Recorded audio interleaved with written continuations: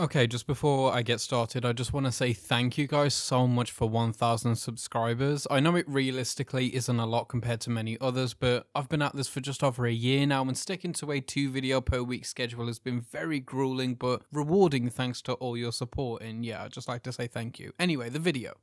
Merry spoopy season, folks. Since it's October and I'm a slut for horror, I'm going to be doing horror videos all month, starting off with this big one. I'm doing an ultimate horror movie madness bracket. These are the films. The bracket will be in the pinned comment below if you want to do your own, and these are the films that we're going to be doing. I've compiled these 64 from numerous top 100 lists and a few personal from my top 100, and just some random and more contemporary films I think deserve a chance to be talked about. I will have missed a lot of great movies, and for that I apologize, but I didn't want this video to be 5 hours long, so we had to cut it off somewhere, and 64 seemed like a good number, and these films sounded like a good selection. Anyway, the way this goes is we go round for round all down the left side till we get a finalist, then we go to the right side and do the same till we have two finalists going head to head. And in the first round, we're starting off with two pretty decent films in Talk to Me and Happy Death Day. Now for me, this isn't actually going to be that difficult, it's going to be Talk to Me. But to give Happy Death Day its praise, I do genuinely think it's one of the best contemporary horror comedies around. It executes its purpose near perfectly, and if not for a slightly predictable twist, the film would be basically perfect. It's hilarious, it has a good sequel, it handles the whole Groundhog Day aspect exceptionally well, and Jessica Rothe is a very underrated scream queen for this duology. But the problem is, it's coming against Talk to Me, which I did an entire video on when it first released.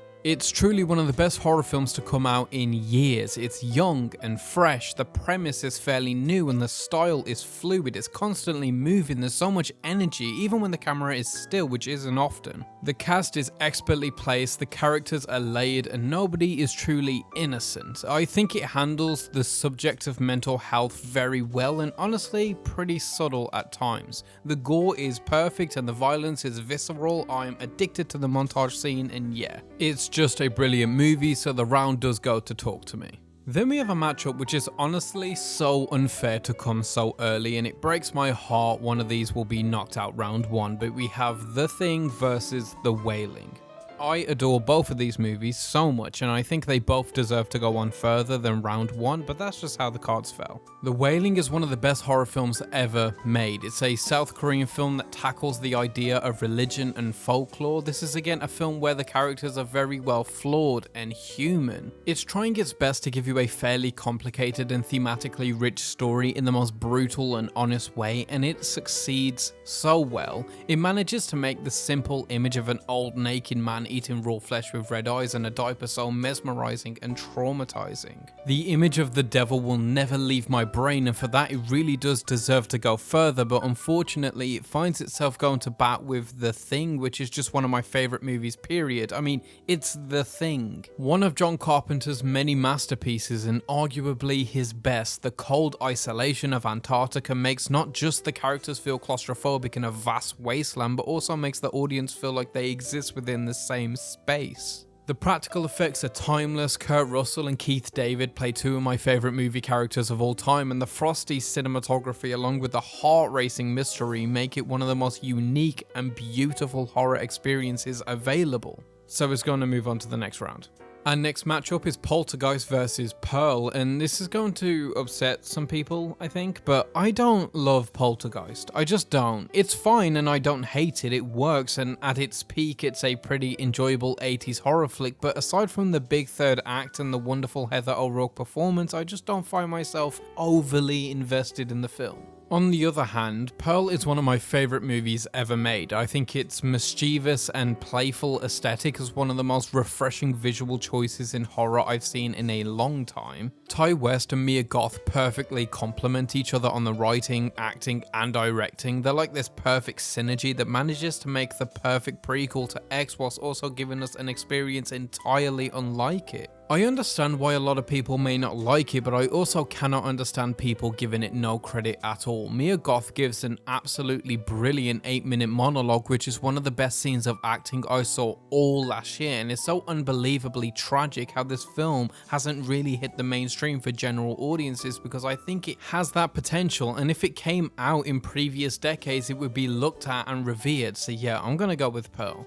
And then we have Alien versus Invasion of the Body Snatchers, which is a pretty difficult decision. Body Snatchers being one of the best 70s horrors along with Alien. It is truly down to what you're looking for at any precise moment. But right now I think I'm feeling Alien more. Body Snatchers, though iconic and breeding a lot of fun films like it, just isn't enough to combat the insane influence of Alien on both horror and sci-fi. There's just so much undeniable, impressive makeup, costuming and design work that went into it. Ridley Scott's sophomore effort just has so much going on, notably Ripley, who is one of the greatest final girls in history, as well as probably the best female action hero of all time. It also created the Xenomorph, which is one of the most recognizable and beloved creatures in the horror canon. The iconography is just undeniable, the suspense is palpable, and yeah, I don't know, it's Alien. Alien wins. Next up is two very different but weirdly similar films in The Craft and The Witch, one being an extremely 90s teen witchcraft film and the other being a contemporary horror period piece about witchcraft. The Witch, to me, is probably Robert Eggers' best effort. I know people love The Lighthouse, and so do I, but there's just something undeniably precious about his debut feature, with a cast that boasts Anya Taylor-Joy in the leading role as well as seasoned vets in the supporting. We have characters who don't just feel like somebody doing old-timey impressions, but people that feel experienced in the world they live in. The final moments are some of the best sequences in post-2010 horror, and overall, it's a pretty perfect movie.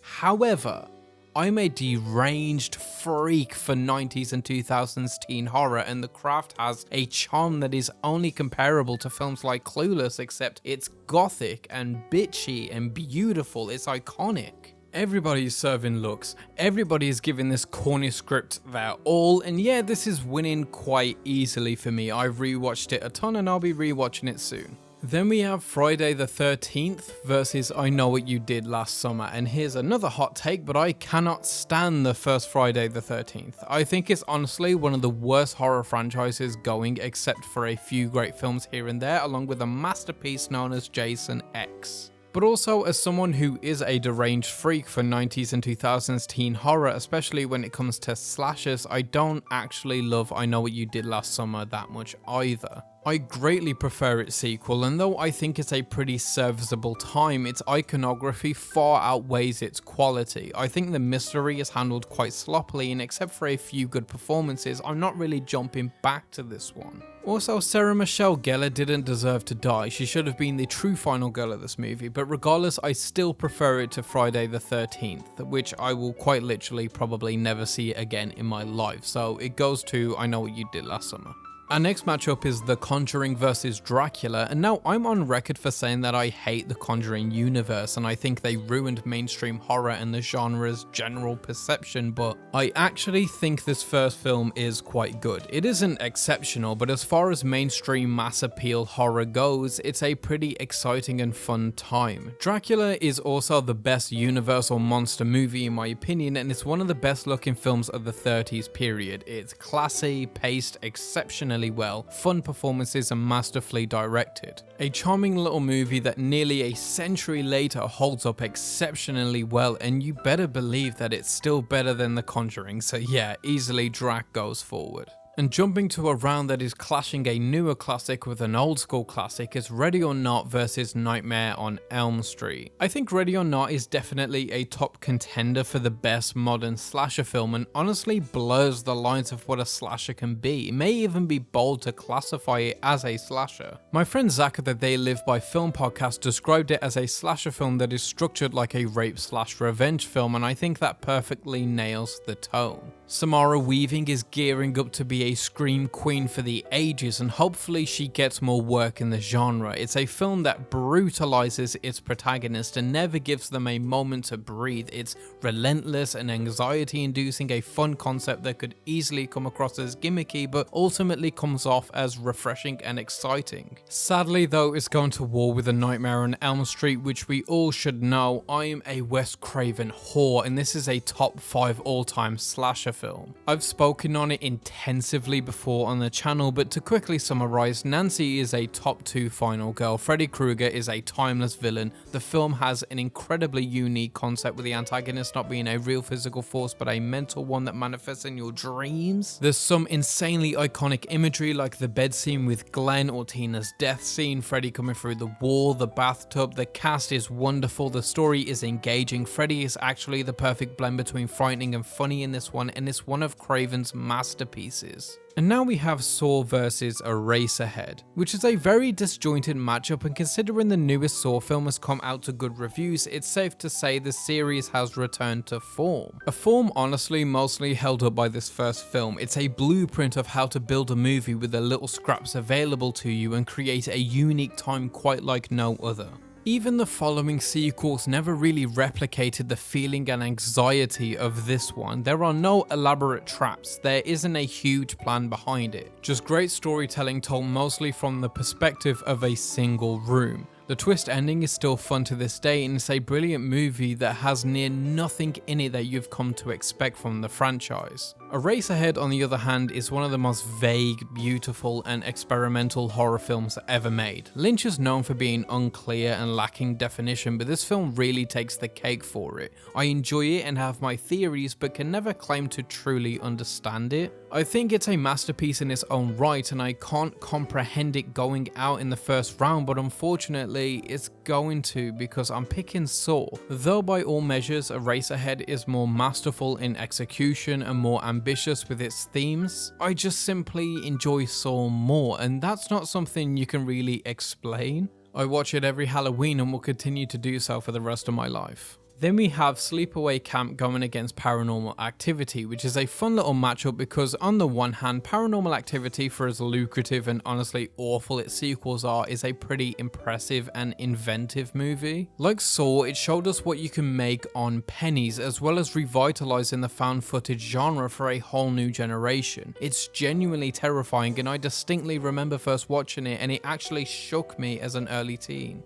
And on the other hand, we have Sleepaway Camp, which is a campy, no pun intended, 80s slasher flick that is relatively by the books and safe, but makes up for that in good old-fashioned 80s charm. When trying to figure out which is better between these two, I think this is the most stumped I've been so far. I don't think either are perfect or anything massively exceptional, but they are both just very solid horror movies I can put on anytime and have a good time with. I think I'm edging the point to Sleepaway Camp because although the film overall isn't anything to scream about, the final shot is etched onto the inner walls of my skull and I see it when I close my eyes, so Sleepaway Camp goes forward. And now for maybe the matchup not a single person would ever expect, and I think I'm the first person to ever put these two against each other, Nosferatu and Orphan. I threw Orphan in here because I feel it's one of those building block horror movies of my generation. Everyone my age into horror, I think, saw Orphan very early on. It was one of those you have to see it kind of films for us, and for that I owe it a lot. It was also one of the first films I had seen that had a big plot twist in the end, and it genuinely blew my mind. But also Nosferatu is undeniably important in the general scope of cinema. It's the most famous fan movie ever made, and when it comes down to it, its influence, especially when it comes to vampire media, is second to none. The German expressionism aesthetic of it is gorgeous even after 101 years, and there's just something super endearing about it. It's the foundation of all vampire films, and to be able to witness that is like a religious experience. Although I do love Orphan and threw it into the mix because I wanted to give it its due, especially with its contributing factors to my horror DNA, it is of course going to go to Nosferatu, and it's very sad that it was randomized to be put next to this movie. And from vampires we go to zombies, as it's Shaun of the Dead versus Night of the Living Dead. Two obviously connected films but very different in their makeup. Shaun of the Dead being an Edgar Wright horror comedy that executes that phenomenally, and Night of the Living Dead being the sort of Nosferatu of its time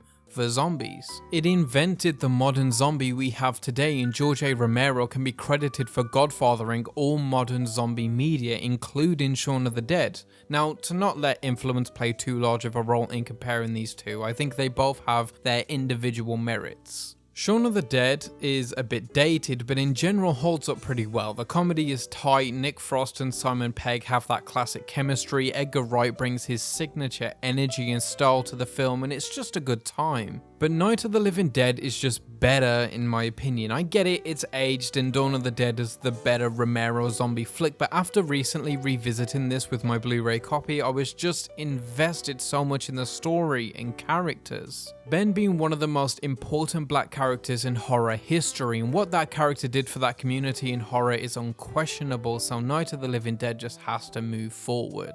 Then moving on to Carrie versus Frankenstein, this is going to seem cruel and unjust, but Carrie wins by a landslide. I also recently revisited Frankenstein, and yes, it's incredible. A pillar of not just horror and monster movies, but film in general. A true staple of the cinematic history. But Carrie by Brian De Palma is not only the best Stephen King adaptation, it's one of my favorite movies, period. The pulpy aesthetic of the finale, the Shakespearean drama of it all. Sissy Spacek gives her best performance as Carrie, who is so innocent and sincere that her final revenge, though realistically a gross overreaction, feels earned. We end up rooting for the slaughter of dozens of high schoolers because Carrie has become such a victim of her life. I'm rarely this invested in a character's journey, and it breaks my heart every single time it comes to the famous prom scene. I'm praying it ends differently this time, but it never does. Truly heart-wrenching stuff, so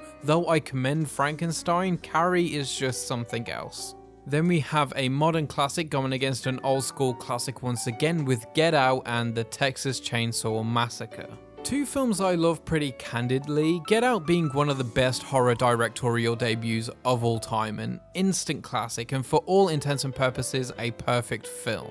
Its messages and themes on race and social divides play as perfect allegories for the film, but most importantly, the movie can be enjoyed on a surface level too, which is the most important aspect of doing a metaphorically heavy and allegorical film. Chainsaw Massacre, however, is a masterclass on implied horror. You know, for one of the most intensely gruesome and horrifying films ever made, it is surprisingly not gory much at all. It's a film that allows your imagination to fill in the blanks by providing you a perfectly horrific catalyst, and it's exceptionally effective. It's a gorgeously shot movie. Daniel Pearl shines as the cinematographer and absolutely crushes it when working in tandem with the director Tobe Hooper, and I think it's just a brilliantly iconic film. But this time I'm gonna go with Get Out. It just felt like such a moment when it was released, and I have bias because of that, and Jordan Peele is slowly becoming one of my favorite directors. All of his films actually finding themselves on this bracket, and because of that, this film is just special to me. Working up to our penultimate round 1 matchup, we have Jennifer's Body and Zombieland, two films I love quite a lot and remind me a lot of being a teenager. Zombieland I think is honestly a pretty underrated zombie comedy, all things considered. It was popular once upon a time and was pretty successful, but you never hear people talk about it much anymore, but I think it's unbelievably witty, every performance is great, and the cast is clearly having fun. I think the action is surprisingly well done, and the story has some actual heart, which you wouldn't really expect from this kind of movie. The Bill Murray cameo is still funny to this day, and the Garfield joke still gets me, but Jennifer's Body on the other hand, I've seen get a bit of a new life recently, which I'm glad to have seen. It's a wildly horny film that shows us that Megan Fox started out with some real talent once upon a time. She had the fucking juice, man. It has such a weird tone that I can't pin down. It's unique, but not exceptionally so. It's just kind of a vibe, and I love to see girls slaying. So yeah, though Zombieland may be the more well-constructed film, Jennifer's Body is just unadulterized vibes, and for that, I'm moving it to the next round. Which brings us to our final matchup in the first round of the left side, which is Onibaba versus Creep. And prepare to get offended, people, because though Onibaba is near and dear to my heart and probably the most pivotal Japanese horror film ever made, Creep is a movie tailor-made for me. The specific kind of terror that Mark Duplass channels as Joseph is unlike any other performance I have ever witnessed. There is a childlike wonder to him, something innocent that we know isn't, and the whole film is probably the most uncomfortable I have ever been watching a movie. I spend the entire time laughing in discomfort because I have no other way to respond. I know it seems I'm shafting Onibaba right now, but I'm going to talk about it pretty soon in another other video, so don't worry too much if you're a fan. It just sadly crossed swords with the wrong creepy movie. And that's round 1. This is what it looks like right now down the left hand side or whatever. I think we have some obvious picks and some more unexpected picks. I've definitely made at least a few of you upset right now, but it's important to remember this is just my opinion and strictly what I enjoy more, not what I think is more important or better made or anything like that. Okay, so let's move on to round 2. From now on, the rounds will go quicker as I've less to say about each film as time goes on. Our first matchup is Talk to Me versus The Thing, which is deeply sad because I wish Talk to Me had longer legs in this bracket, but there's just no way. The Thing is too important to my life as a film watcher, and I think it's a classic horror that is universally adored. It's instant bad vibes when people say they don't at least like The Thing, whereas if somebody wasn't on board with Talk to Me, I can almost understand that. So yeah, The Thing easily. Next up is Pearl versus Alien. Now I know the Pearl over Poltergeist round is going to be an upset, so to rectify that, I'm going to give this one to Alien because it's just the correct choice. Yes, I love Pearl, but again, it's Alien, a perfect synergy of sci-fi and horror, and Ridley Scott at this point became an instant all-time great in my opinion. So I love you, Pearl. I still think I could have fixed you, but it's going to Alien. Then we have the battle of the 90s teen horror with The Craft versus I Know What You Did Last Summer, but as you can expect from the previous rounds, I'm giving this easily to The Craft.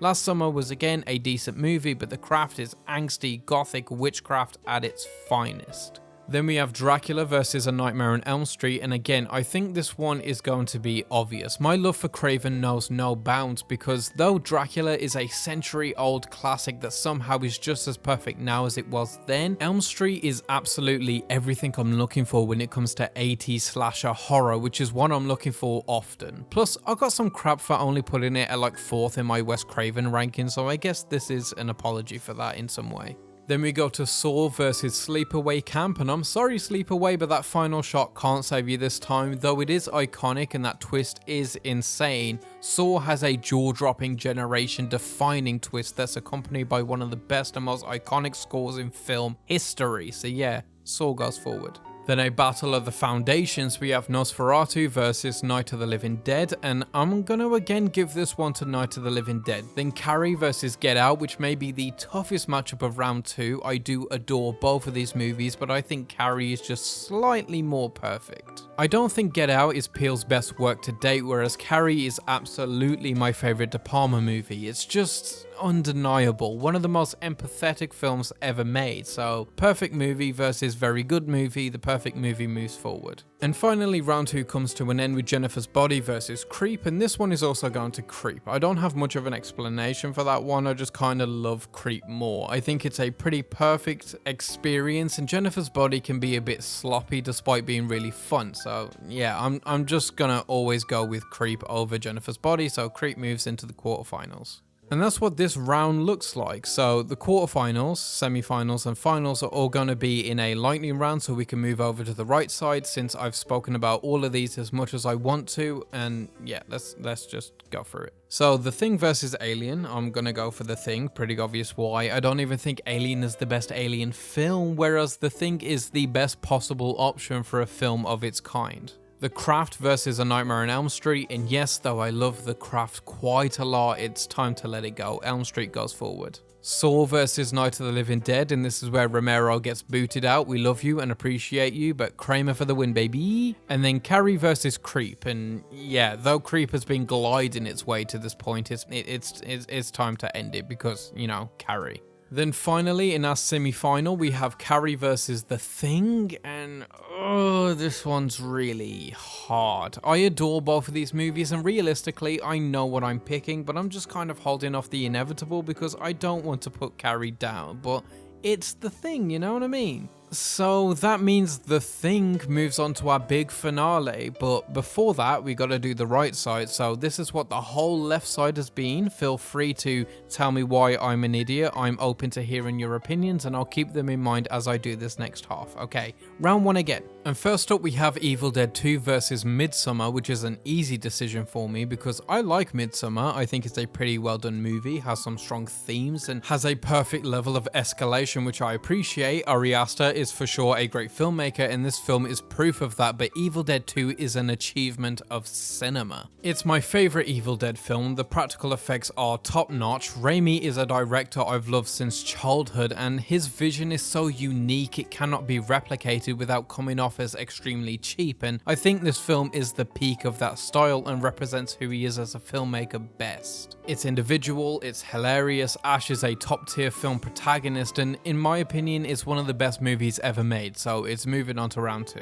Next we have Barbarian and the Silence of the Lambs, and this is a rough one because I love Barbarian. It was in my top 10 of last year. I've seen it more times than the Silence of the Lambs, but realistically the Silence of the Lambs is just a way better time and far more iconic, and I love it a lot. It's not massively fair because I've only known Barbarian for a year, but I've loved Silence of the Lambs for years, and to the people who weirdly think that Hannibal is the only good thing in this movie, you're on crack. Jodie Foster is absolutely infectious as Clarice, Ted Levine as Buffalo Bill is an all-time great villain, and the night vision scene is a bone-chilling experience from head to toe, so I'm gonna advance Silence of the Lambs simply for it just being an absolute rock-solid time. Then we have possibly the most mismatched pairing so far. We have Scream versus Urban Legend, and it's sad because I actually love Urban Legend quite a lot. It's a super underrated 2000 slasher. The opening to this movie is actually one of my all-time favorite film openings. It's creepy and perfectly sets the tone for the rest of the film, as well as featuring the glorious Brad Dourif, who gives the best line delivery in the whole film with just one line.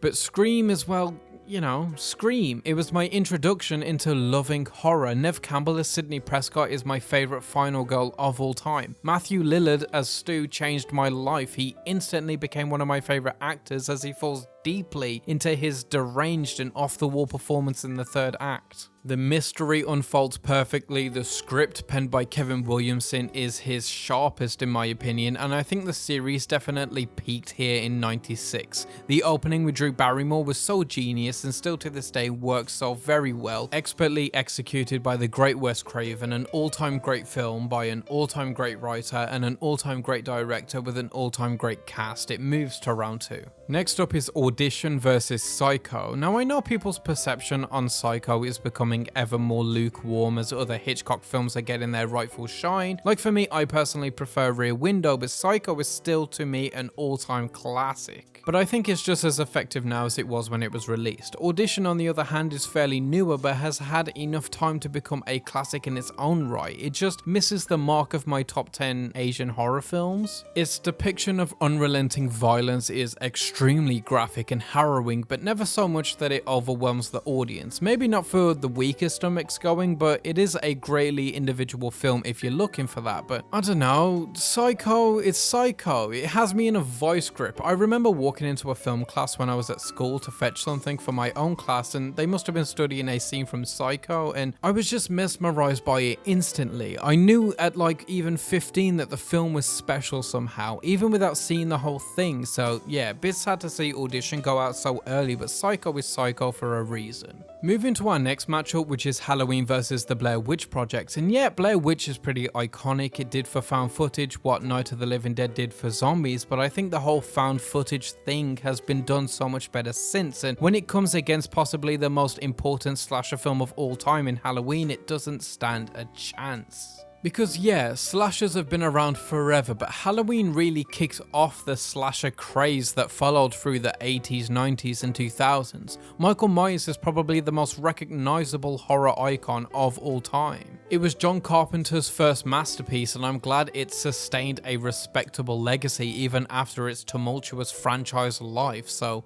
Halloween proceeds. Bringing forward our next pair, The Fly and Hereditary. Now, I did give Midsommar some of its flowers earlier, but I didn't overdo it because honestly, I think Hereditary is better by a mile. Toni Collette really is one of the biggest diamonds in the rough. Her talent has been underrated for decades now, and that's tragic, but her performance in this is absolutely astonishing.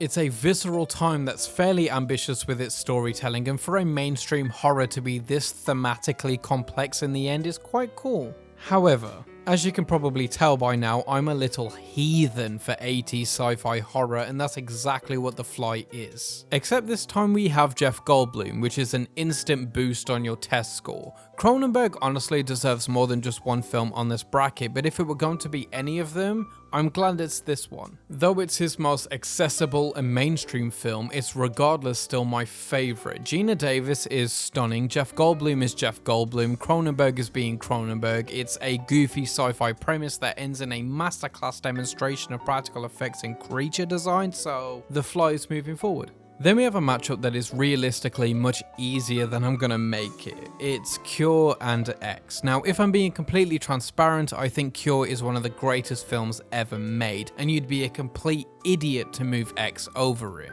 However, that's exactly what I'm about to do, because X was my favourite film of last year, and my love for it has not slowed down a single ounce. I love how it wears all of its influences on its sleeve so boldly, but builds on those ideas and creates its own space using its influences. It's the film that made Mia Goth a star to me, and I truly think it's a modern classic and perfect movie. So as much as Cure is vastly superior in every way on a technical level, X has my heart, so it's moving to round 2. Which brings us to Candyman versus What We Do in the Shadows, and I recently rewatched Candyman on 4K and it struck me so much more than previous watches. It's powerful and tragic, every layer and character as complexly layered as the next. It's black horror at its peak, and its competition in What We Do in the Shadows is, in my opinion, horror satire at its peak. The whole concept of vampire roommates that are all from different centuries is hilarious. I particularly love the bit about them trying to get into a nightclub and having to be invited in by the bouncers. It's just incredible stuff. This is honestly the peak of Taika Waititi's career, and both of these films are just operating on the best level they can possibly be, but it would be sacrilege to not choose Candyman. It's just that historically significant, and I just enjoy it that much.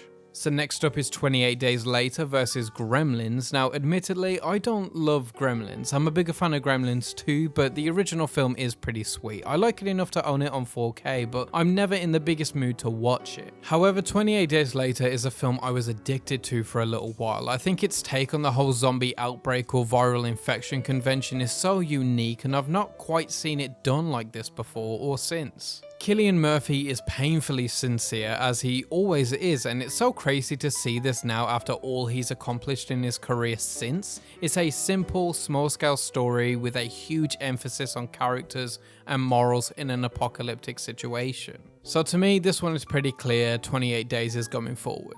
Then next is also a pretty easy one. It's The Exorcist versus El Conde. I added the latter in here because I think it's the best horror film of the year so far, and I'm going to do a video on it this month, but it's just a shame it's found itself coming up against The Go. Against many others on this list, El Conde could have gone really far, but it's the damn Exorcist. It's still the benchmark, for Christ's sake. When a new movie comes out, the tagline is always the scariest movie since The Exorcist, and though I think that label has aged a bit poorly, it's a cliche for a reason. The film really is that film. Which brings us to two modern classics in It and Don't Breathe. Don't Breathe is a unique time. I love the way the film uses your senses to make the horror resonate with you as much as it does the characters, but most of all, the twist ending making it entirely unclear on who the real villain is makes this a very unique time. The whole premise gets put on its head, and you don't find many horrors anymore that throw you for a loop quite the same way. It, on the other hand, is a perfect Stephen King adaptation. It's very much a shame that part 2 was such a disappointment, because this first film really is just so damn solid. It's so good that my girlfriend, who doesn't even like horror, likes this film and wants to watch it every Halloween. It's terrifying and visually stimulating in a way that the original miniseries just couldn't capture. Pennywise became once again a horror icon, and revitalizing a character that iconic again is very tough, but they manage it, and for that it's going to go to round 2.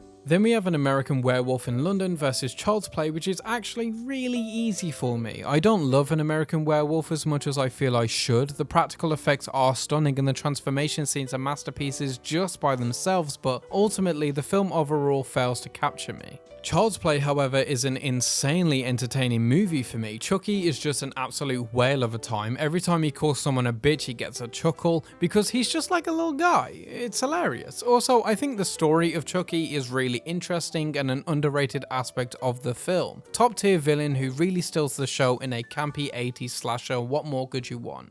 Then up next is Possession of Final Destination, and before we do Final Destination very dirty here, let me just give it its flowers for a moment. Again, this is a franchise where I prefer some of its sequels, but this first movie really is a 2000s classic with a very fun and engaging premise. It's an absolute thrill ride that never lets up, a great film. However, Possession is one of the best films ever made. It's like top 20 material. It's experimental in the way that if you want to figure it out and unravel its layers, then you'll have a tedious but great time doing so, as I did for a video. But if you want to just take it at face value, you'll be on the most insane ride of your life. You never quite know what's happening or where it's going. The complete tone and genre shift in the second half is to die for. The creature design is the best I've ever seen, and though Sam Neill is dominating his scenes, this really is the Isabelle Adjani show. Mesmerizing sequences followed by transformative scenes that shape your perception on what horror could be. It moves on so easily, it's unreal. Then we have Nope versus The Faculty, one being what is in my opinion Jordan Peele's best and most ambitious work, and the other is Kevin Williamson's take on a body snatcher type story with Usher as a main character for some reason. But I love The Faculty. It's again a very underrated horror film of its time and deserves way more respect and love, but Nope is just another level. It's a generational horror film. I've seen it 3 times now, and every single time I get a little more from it. The themes are beyond layered. There are so many moving parts, and yet it does it all so effortlessly you'd be forgiven for thinking it's doing almost nothing at all. It truly is a masterpiece, and one I look forward to more and more as time goes on for my next rewatch. In fact, I might actually watch this after editing this video. And now we have the original Ring from 1998 versus Us, our final Jordan Peele entry, and I suppose my final hot take here is that I don't actually love the original Ring. I in fact think the American remake is far greater, and on the other end of the spectrum I think people have been far too harsh on Us. I think what happened was that it wasn't as tightly put together as Get Out, and that soured some people on it, but it is truly a film that gives you a buzz that's very unique to the film. I think this is where Peele best uses his comedic talents in his films, and I think this is also where he started to truly get into his bold visual style that relies on more than just interesting visual storytelling, but genuinely glorious cinematography. So it's a no-brainer for me, Us goes forward. Which brings us to our final matchup of the first round, which is The Shining versus Valentine, which is truly the biggest difference in quality of this whole thing. Valentine has been really set up here because it's a murder mystery that absolutely crushes its premise, but when put next to The Shining, which is by all intents and purposes the Mona Lisa of Kubrick's filmography, it might as well not exist. I don't need to explain anything, it's The Shining. Okay, so this is what round 1 is looking like after all of that, and now we're going to go into round 2, which is going to go a bit quicker again. So first up is Evil Dead 2 versus The Silence of the Lambs, and this is easily Evil Dead 2. I mean, yes, Silence of the Lambs is great, but Evil Dead 2 is Evil Dead 2. You know, if you gave the script and cast of Silence of the Lambs to a different director, it won't come out exactly the same, but it'll still come out pretty good and generally the same. But if you gave the script and cast of Evil Dead 2 to any other director, it just wouldn't work at all. It's a perfect movie because it only works with its exact chemistry. If any piece of it is moved, it would topple like Jenga, but it's just the Empire State Building of horror. Then we have Scream versus Psycho, and yes, it's Scream. Do I really need to elaborate? I love Scream, go figure. Then it's Halloween versus The Fly, and this is where I commit blasphemy by moving The Fly forward. Halloween is brilliant and important, but The Fly is just one of those movies to me that is an unwavering part of my cinematic DNA, so yeah, sorry Halloween fans. Next up is X versus Candyman, and I'm gonna do it again, but it's X. I told you guys, I really loved this movie. I know that's gonna annoy so many people, but I really want to emphasize this is just my opinion, please don't hate me.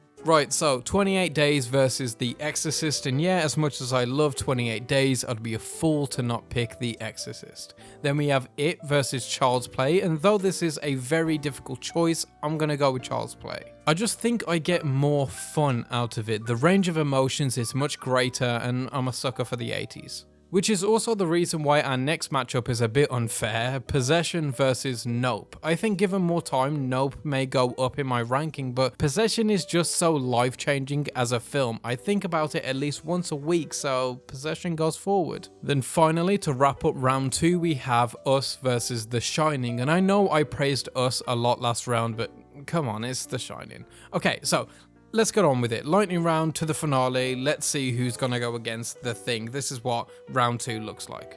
And our first matchup is Evil Dead 2 versus Scream, and as much as it pains me to stop it here, Evil Dead 2 just has to lose. Scream is just too good and too important to who I am as a film viewer. If it were not for this film, I would not be here now talking to you guys, so yeah. Then we have The Fly versus X, and I think it's time to put an end to the X run and let it rest. So it was a good run, but The Fly is just too good. Then we have The Exorcist versus Child's Play, and The Exorcist, let's not be silly. Which brings us to the last round of the quarterfinals, Possession versus The Shining, and this could honestly be a finale in and of itself. It's a coin flip, but right now I think I'm feeling Possession. But just know that tomorrow it could easily be The Shining instead. Who knows? Okay, moving into the semi-finals, we have Scream versus The Fly, which could also be a finale, but of course I'm gonna go with Scream. And then we have a juggernaut battle with The Exorcist versus Possession, which is honestly unfair that I have to choose, but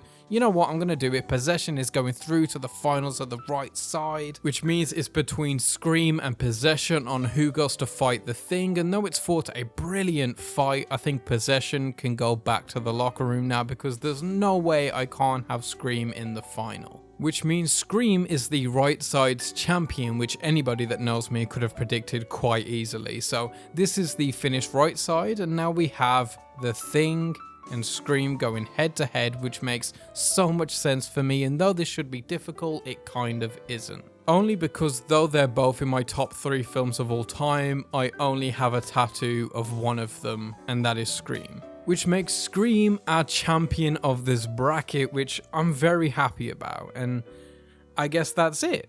That's our final bracket. The link to this bracket will be below, so please do your own and send it to me on either Twitter, or just drop who won yours or what it came down to in the comments. As I said at the top of the video, thank you so much for 1,000 subscribers, and whether it's one of the ultimate horror movie madness bracket films or not, as always, keep watching movies.